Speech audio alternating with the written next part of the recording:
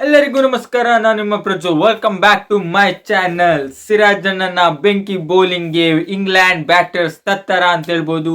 ಹೌದು, day 3 start ಆದ ಒಂದು ಸೆಷನ್ 1 ಅಲ್ಲಿ ಸಿರಾಜ್ ಅಣ್ಣ, ಬೆನ್ ಸ್ಟೋಕ್ಸ್ ಮತ್ತು ಜೋ ರೂಟ್ ಅವರ ವಿಕೆಟ್ ಅನ್ನು ಬ್ಯಾಕ್ ಟು ಬ್ಯಾಕ್ ಬಾಲ್ ಅಲ್ಲಿ ಎತ್ತಿ ಇಂಗ್ಲೆಂಡ್ ಒಂದು ಬ್ಯಾಟಿಂಗ್ ಲೈನ್ ಅಪ್ ಅನ್ನು ಕೊಲಾಪ್ಸ್ ಮಾಡಿದ್ರು ಅಂತ ಹೇಳ್ಬೋದು.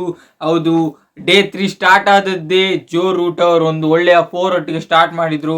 ಆದ್ರೆ ಸಿರಾಜ್ ಅಣ್ಣ ಬಂದು ಅವರನ್ನು 22 ರನ್ ಅಲ್ಲಿ ಇರುವಾಗ ಔಟ್ ಮಾಡಿದ್ರು. ಅದರ ನಂತರ ಬೆನ್ ಸ್ಟೋಕ್ಸ್ ಕ್ಯಾಪ್ಟನ್ ಬಂದ್ರು, ಅವರನ್ನು ನೆಕ್ಸ್ಟ್ ಬಾಲ್ ಅಲ್ಲಿ ಔಟ್ ಮಾಡಿ ಕಳಿಸಿ ಆಯ್ತು. ಆ ಟೈಮಲ್ಲಿ ಇಂಡಿಯಾ ಒಂದು 300 ರನ್ಗಳ ಲೀಡಿನ ಮೂಲಕ ಇಂಗ್ಲೆಂಡ್ ಅಷ್ಟು ಇದರ ಒಳಗೆ ನಾವು ಕೊಲಾಪ್ಸ್ ಮಾಡ್ಬೋದಂತ ಅನ್ಕೊಂಡಿದ್ವಿ. ಆದ್ರೆ ಯಮ್ಮ ದೇವ, ಬ್ರೂಕ್ ಮತ್ತೆ ಜೆಮಿ ಸ್ಮಿತ್ ಯಾವ ಎನರ್ಜಿಯನ್ನು ಇಟ್ಕೊಂಡು ಬಂದ್ರು ಗೊತ್ತಿಲ್ಲ.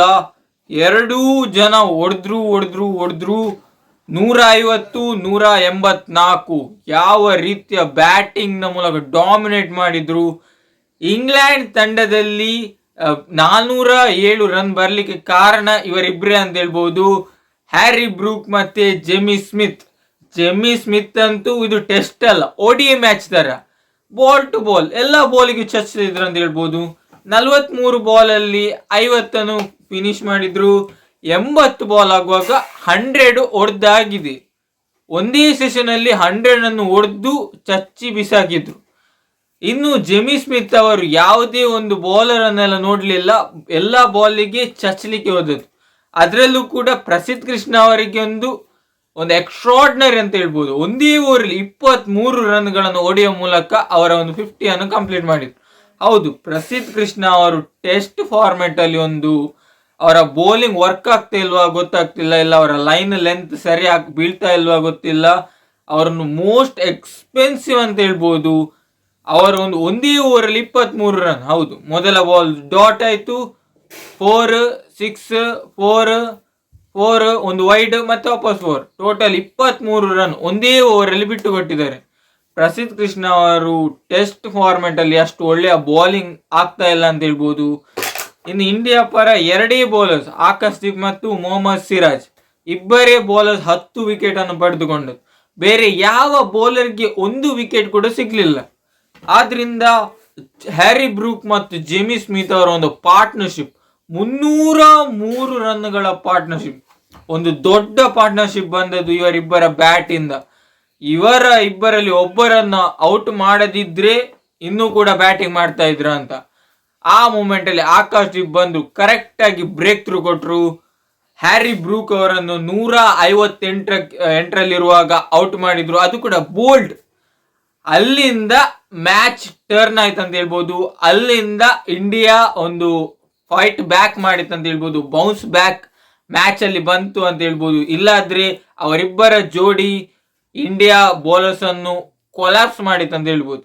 ಅಲ್ಲಿಂದ ಹ್ಯಾರಿ ಬ್ರೂಕ್ ಔಟ್ ಆದ್ರಿಂದ ನೆಕ್ಸ್ಟ್ ಬಂದ ಎಲ್ಲರೂ ಟಕ ಟಕ ಟಕ ಟಕ ಅಂತ ಔಟ್ ಆದ್ರು.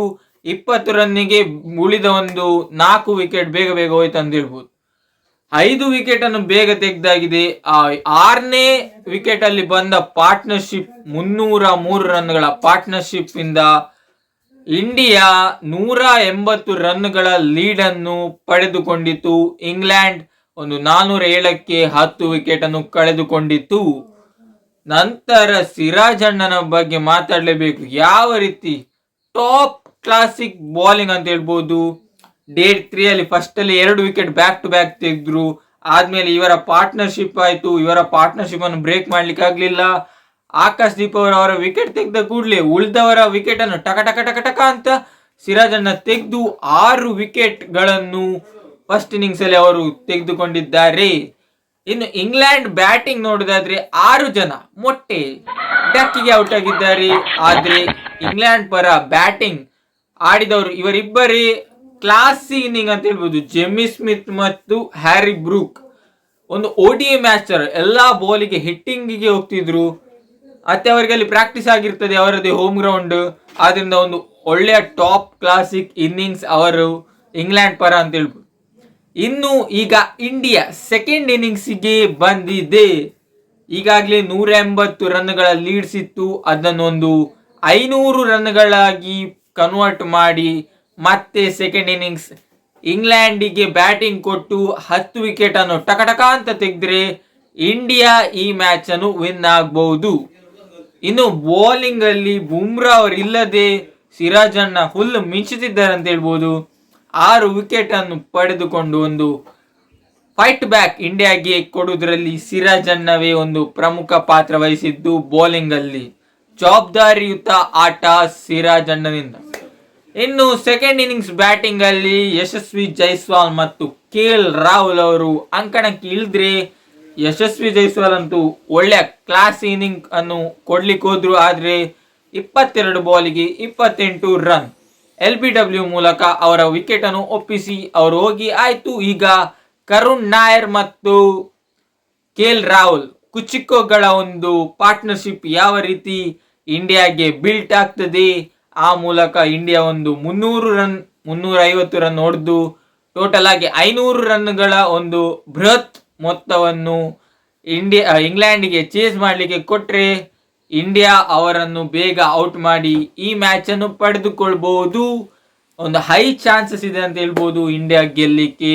ಈ ಡೇ 4 ಇಂಡಿಯಾ ಯಾವ ರೀತಿ ಆಡ್ತದೆ ಅದರ ಮೇಲೆ ಇಂಡಿಯಾದ ಗೆಲುವು ನಿರ್ಧಾರ ಆಗಿದೆ.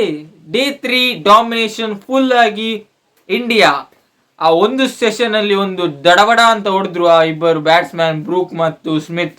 ಅದನ್ನು ಬಿಟ್ರೆ ಮತ್ತೆ ಬೌನ್ಸ್ ಬ್ಯಾಕ್ ಮಾಡಿದಂದು beauty bounce back, fight back ಸಿರಾಜಣ್ಣ ಮತ್ತು ಆಕಾಶ್ದೀಪ್ ಇಬ್ಬರ ಒಂದು ಬೌಲಿಂಗ್ ಪ್ರದರ್ಶನಕ್ಕೆ ಇಂಗ್ಲೆಂಡ್ ತತ್ತರವಾಯಿತು. ಆದ್ರಿಂದ ಸೆಕೆಂಡ್ ಇನ್ನಿಂಗ್ ಅಲ್ಲೂ ಕೂಡ ಇದೇ ರೀತಿಯ ಬೌಲಿಂಗ್ ಬರಲಿ. ವಾಷಿಂಗ್ಟನ್ ಸುಂದರ್ ಅವರಿಗೆ ವಿಕೆಟ್ ಸಿಗಲಿಲ್ಲ, ಅವರ ಸ್ಪಿನ್ ವರ್ಕ್ ಆಗಲಿಲ್ಲ ಅಂತ ಹೇಳ್ಬೋದು. ಮತ್ತೆ ಜಡೇಜಾ ಅವರಿಗೆ ಕೂಡ ಯಾವುದೇ ವಿಕೆಟ್ ಸಿಗಲಿಲ್ಲ. ಪ್ರಸಿದ್ಧ ಕೃಷ್ಣ ಅವರು ಯಾವ ರೀತಿ ಬೌಲಿಂಗ್ ಆಗ್ತಿದ್ದಾರೆ ಅಂತ ಇನ್ನೂ ಸಹ ಅರ್ಥ ಆಗ್ತಿಲ್ಲ. ಅವರು ಪ್ರೆಸ್ ಕಾನ್ಫರೆನ್ಸ್ ಅಲ್ಲಿ ಹೇಳಿದ್ರು, ನಾನು ಸೆಕೆಂಡ್ ಟೆಸ್ಟ್ ಅಲ್ಲಿ ನನ್ನ ಲೈನ್ ಲೆಂತ್ ಅನ್ನು ಕರೆಕ್ಟ್ ಹಾಕುವ ಮೂಲಕ ಒಳ್ಳೆಯ ಬೌಲಿಂಗ್ ಪರ್ಫಾರ್ಮೆನ್ಸ್ ಅನ್ನು ನೀಡ್ತೇನೆ ಅಂತ ಹೇಳಿದ್ರು. ಆದ್ರೆ ಅವರು ಕಳಪೆಯ ಮೇಲೆ ಕಳಪೆ ಪ್ರದರ್ಶನ ಅಂತ ಹೇಳ್ಬೋದು. ಟೆಸ್ಟ್ ಮ್ಯಾಚ್ ಅಲ್ಲಿ 5 ಓವರ್ಗೆ 50 ರನ್ 10 ಇದು ಇಕಾನಮಿ ಅಂತ ಹೇಳ್ಬೋದು.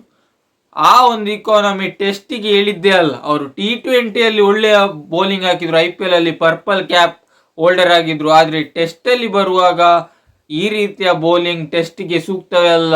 ಆದ್ರಿಂದ ನೆಕ್ಸ್ಟ್ ಮ್ಯಾಚ್ ಅಲ್ಲಿ ಅವರು ಇರ್ತಾರಾ ಇಲ್ವಾ ಕ್ವಶನ್ ಆಗಿ ಕಾಣ್ತಾ ಉಂಟು. ಪರವಾಗಿಲ್ಲ, ಇಂಡಿಯಾ ಈಗ ಡಾಮಿನೇಟ್ ಮಾಡಿದೆ. ಡೇ 4 ಅಲ್ಲಿ ಯಾವ ರೀತಿ ಆಡ್ತಾರೆ ಅದರ ಮೇಲೆ ಇಂಡಿಯಾದ ಗೆಲುವು ನಿರ್ಧಾರವಾಗಿದೆ. ಈ ರೀತಿಯಾಗಿ ಇಂಡಿಯಾದ ಬ್ಯಾಟಿಂಗ್ ಯಾವ ರೀತಿ ಇತ್ತು, ಡೇ 4 ಅಲ್ಲಿ ಯಾವ ರೀತಿ ಆಡ್ತಾರೆ ಅಂತ ಕಮೆಂಟ್ ಅಲ್ಲಿ ತಿಳಿಸಿ. ಚಾನೆಲ್ ಅನ್ನು ಸಬ್ಸ್ಕ್ರೈಬ್ ಮಾಡಿ. ಎಲ್ಲರಿಗೂ ನಮಸ್ಕಾರ.